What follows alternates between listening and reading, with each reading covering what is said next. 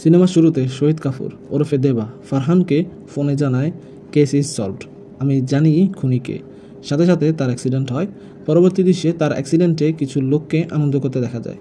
দেবা আসলে মারা গিয়েছে এই খবরটি তাদের কাছে আসে, কিন্তু সে কোমায় চলে গিয়েছে।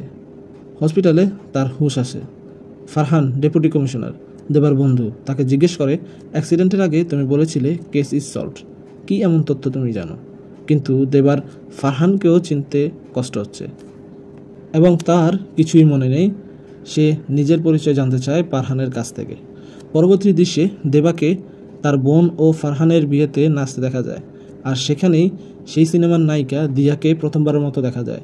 অনুষ্ঠানের এক পর্যায়ে দেবা এবং দিয়ার বাবা, যিনি একজন হাবিলদার, তাদেরকে দেখা যায় প্রভাত যাদবকে খুঁজে পাওয়ার বিষয়ে কথা বলতে, যার নামে রেড অ্যালার্ট চলছে পুরো শহর জুড়ে। সেখান থেকে স্ক্রিন শিফট হয়ে একটি পুলিশ চেকপোস্টে দেখা যায়, যেখানে গাড়ি চেকিং হচ্ছে। সেই পয়েন্টে রোহানের সাথে এক নেতা জয়রাজ, যার গাড়ির চেকিং নিয়ে রোহানের সাথে কথা কাটাকাটি হয়। ঠিক ওই সময় দেবা বাইক নিয়ে সেখানে উপস্থিত হয় এবং সম্পূর্ণ ঘটনা সে অবজার্ভ করে। নেতা রোহানকে বলল, তোমার যদি এতই গাড়ি চেকিং করার শখ হয় তাহলে বাড়িতে এসে চেক করে যেও। অতঃপর দেবা রোহানকে নিয়ে সেই জয়রাজের বাড়িতে চলে যায়। রোহানকে বলে গিয়ে চাবি নিয়ে আসতে।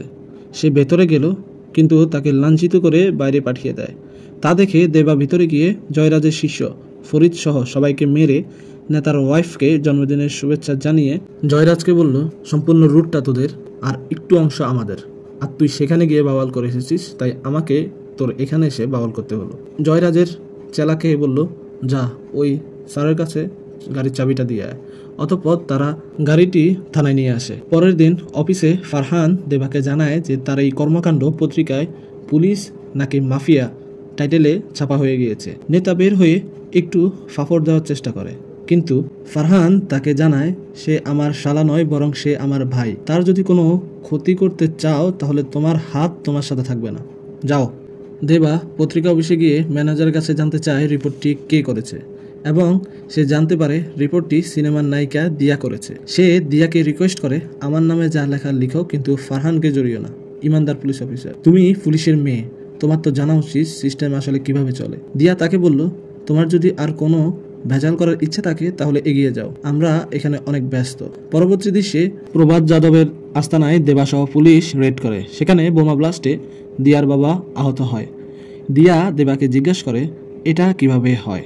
যাদবকে যখন পুলিশ ধরতে যায় সে পালিয়ে যায়, আর হঠাৎ করে র্যালি থেকে সে গ্রেপ্তার হয়, যেন সে ইচ্ছা করেই ধরা দিচ্ছে। আবার সুযোগ বুঝে পালিয়ে যায়। তোমার কাছে কি মনে হয় না তোমাদের মধ্যে কেউ তাকে তথ্য দিচ্ছে? পরবর্তীতে আবার রোহান প্রভাত যাদবের লোকেশন পায়। সেখানে দেবাসহ মুম্বাই পুলিশের সদস্যরা রেড দেয়। তখন পুলিশ ভালোই বাধার সম্মুখীন হয়। এক পর্যায়ে প্রভাত যাদব রোহানকে গুলি করতে গেলে দেবা তাকে হেডশট দিয়ে মেরে ফেলে এবং সম্পূর্ণ ক্রেডিটটা রোহানকে দেয়, যেটি রোহানের বাবার কাছে রোহানের গুরুত্ব বাড়িয়ে দেয়। যাই হোক, রোহান তার পুরস্কার নেওয়ার জন্য মঞ্চে ওঠে এবং সেখানে সে খুন হয়। পরবর্তী স্ক্রিনে দেবা এবং ফারহানকে গাড়িতে দেখা যায়, যেখানে দেবার খোঁজে তার বোন তাকে ফোন দেয় এবং ফারহান তাকে নিষেধ করে সে যে সকল স্মৃতি হারিয়ে ফেলেছে সেটা তার বোনকে না জানাতে। দেবাকে ফারহান তার বাসার সামনে নামিয়ে দেয় এবং তাকে তার প্যানড্রাইভটি দেয়, যার মধ্যে তার ইনভেস্টিগেশনের সকল তথ্য জমা রয়েছে। সে তার ঘরে গিয়ে প্যানড্রাইভ হতে একটি ভিডিও ওপেন করে, যেখান থেকে রোহান হত্যার দৃশ্য আবার শুরু হয়। দেবা ফারহানের কাছ থেকে রোহান হত্যার ইনভেস্টিগেশন করার জন্য ফুল ফ্রিডম চায়। সে তাকে জানায়, তারা আমাদের প্রোগ্রামে এসে আমাদের ভাইকে মেরেছে, এখন সময় আমরা তাদের সকল সিস্টেমে ঢোকার। দেবা প্রথমে রোহানের ফুল ফ্যামিলির পাসপোর্ট জব্দ করে। ক্রাইম সিন যেখান থেকে গুলি চালানো হয়েছে সব জায়গায় তল্লাশি করে, কিন্তু সে কোনো তথ্য পাচ্ছিল না। এমনকি যে গুলি চালানো হয়েছে সেটিও ক্রাইম সিনে পাওয়া যাচ্ছে না। তার সহকর্মীরা জানায় গুলিটি দূর থেকে করা হয়েছিল, আর বুলেট ছাড়া অস্ত্র চিহ্নিত করা সম্ভব না। এর মাঝে দেবা কিছু ছবি আঁকিয়ে নেয়, সেই অনুযায়ী যেটা সে ক্যামেরার মাধ্যমে দেখেছিল গুলি চালানোর পর। সে প্রভাত যাদবের রাইট হ্যান্ড বান্টিকে তুলে এনে ছবির ব্যক্তি সম্পর্কে তথ্য নিতে বলে। বান্টিকে মাঝ রাস্তায় ধরতে যায় দেবা, তাকে তাড়া করতে করতে তার এরিয়াতে নিয়ে যায়। এক পর্যায়ে তাকে ধরে এনে ছবির ব্যক্তি সম্পর্কে জানতে চায় দেবা, কিন্তু বান্টি কোনো তথ্য দেয়নি। সেখানে ঝামেলা বড় হওয়ার আগেই এক হাবিলদার তাকে জানায় অন্য একটি লিড পাওয়া গেছে, আমাদের এখান থেকে এখনই যেতে হবে। দেবা বান্টিকে সেই দিনের জন্য ছেড়ে দেয়। সেখান থেকে গিয়ে সে এক মহিলার সাথে সাক্ষাৎ করে, যিনি তাকে জানায় ক্রাইম সিনের কাছে রাত 2টো বাজে সে একটি সবুজ কালারের এসইউভি দেখতে পায়, যেটি সকাল অবধি সেখানে ছিল না। দেবা জানতে পারে ওই মডেলের গাড়ি জয়রাজেরও একটি আছে। সে জয়রাজের সমাবেশে গিয়ে জয়রাজকে তার সাথে দেখা করার জন্য একজন কনস্টেবলকে পাঠায়। তারা সেই কনস্টেবলকে পাঠিয়ে দেয়। পরবর্তীতে দেবা তার সেই সবুজ এসইউভির উপরে দাঁড়িয়ে মাইক দিয়ে তাকে বলে, এটা তোমার আমার সাথে দেখা করার নোটিশ, থানায় গিয়ে দেখা করে আসবে। পরবর্তী দৃশ্যে দেবাকে ফারহানের সাথে দেখা যায়। কথাবার্তা শেষে ফিরে আসার পথে সে অ্যাক্সিডেন্ট করে। যেহেতু সে অ্যাক্সিডেন্টের কারণে সব কিছু ভুলে গিয়েছে, তাই সে ডক্টরের সাথে পরামর্শ করে সে আবার কাজে লেগে যায়। সে তার স্মৃতি ফেরানোর জন্য ব্যস্ত হয়ে পড়ে। সে একটি বাজারে যায় তার ফোন ঠিক করতে, এবং সেখানে ভাবনার সাথে দেখা হয়, কিন্তু সে ভাবনাকে ঠিক চিনতে পারছে না। ভাবনা হচ্ছে সেই যাকে সিনেমার শুরুতে আপনারা দেখতে পাবেন তার সাথে দুষ্টুমি করতে। যাই হোক, সে দিয়ার সাথে একটি রেস্টুরেন্টে যায় এবং সেখান থেকে নীল কালারের গাড়ি দেখতে পায়, যেটির উপর আলো পড়লে সবুজ দেখা যায়। অর্থাৎ এতদিন ধরে তারা ভুল গাড়ি খুঁজে বেড়াচ্ছে।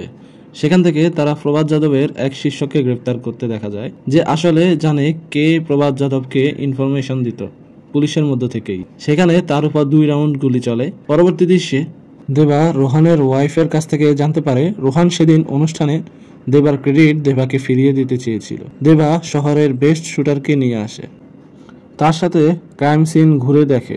শুটার সম্ভাব্য সকল অ্যাঙ্গেল থেকে বিবেচনা করে ঠিক করে কোন জায়গা থেকে গুলিটা চলেছে। পরবর্তী দৃশ্যে তার উপরের যে অফিসার তাকে একটু বকাঝকা করে এবং তারা বুঝতে পারে তার অ্যাক্সিডেন্টের কারণে পূর্বের কোনো কথাই তার মনে নেই। তাকে তার সকল ইনভেস্টিগেশন ফাইল সবগুলো অন্য একজনের কাছে হ্যান্ড ওভার করতে বলে, অবশ্যই সেটা 48 ঘন্টার মধ্যে। এর মধ্যেই দেবাকে একটা কনস্টেবল ফোন দিয়ে জানায় যে থানার মধ্যে থাকা নীল এসইউভি যেদিন রোহান নিহত হয় সেদিন এটি হাওয়া হয়ে যায়। তারপর থেকে তা আর থানায় দেখা যাচ্ছে না।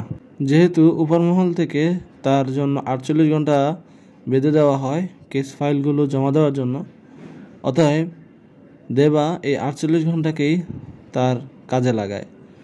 প্রভাত যাদবের শিষ্য থেকে সে জানতে পারে বুল নামক কেউ একজন পুলিশ রেড দেওয়ার পূর্বে তাকে জানিয়ে দিত।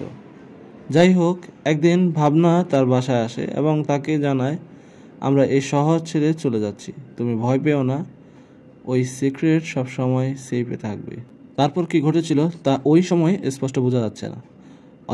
অতঃপর দেবাকে দেখা যায় ফারহানকে একটি ফাইল দিতে, এবং দেবা বলল কেস ইজ সলভড। আমার লাস্ট 48 ঘন্টার সকল ফাইন্ডিংস এই ফাইলে আছে, শুধুমাত্র শেষ পাতাটা খালি আছে, যা শুধুমাত্র তুমি লিখতে পারবে। কারণ সে যে গুপ্তচরকে খুঁজছে সে গুপ্তচর সে নিজেই। দেবা প্রভাত যাদবকে ইনফরমেশন দেওয়ার কারণেই দিয়ার বাবা আহত হয়। মূলত দেবা যখন খারাপ অবস্থায় ছিল তার বাবা নেশা করে তাকে মেরে পা ভেঙে দিয়েছিল, আর সেই পায়ের চিকিৎসা এই প্রভাত যাদব করেছিল। তারই কৃতজ্ঞতাবশত দেবা এসব করত, যা রোহান জানতে পারে, এবং রোহান তাকে বলল যে তোমার সব কর্মকাণ্ড আমি ফাঁস করে দেব, এবং এ নিয়ে দুজনের মধ্যে উচ্চবাক্য হয়, যা মূলত ভাবনা শুনেছিল। এই সম্পূর্ণ ঘটনা ভাবনা দেবাকে ওই সময় বলেছিল যে সময় সে তার কাছে বিদায় নিতে এসেছিল। অতঃপর দেবা ফারহানকে জবানবন্দি দেয় এবং তাকে গ্রেপ্তার করা হয়। জেলখানায় জেল পুলিশের সাথে কয়েদিদের একটি সংঘর্ষ হয়। সেখানে দেবাকে দেখা যায় পুলিশের পক্ষ হয়ে ফাইট করতে, যেহেতু সে একজন পুলিশ সদস্য ছিল। আর এরই সাথে সাথে সিনেমাটি শেষ হয়ে যায়। যদি ভালো লাগে সাবস্ক্রাইব করে আমার সাথে থাকুন। ধন্যবাদ।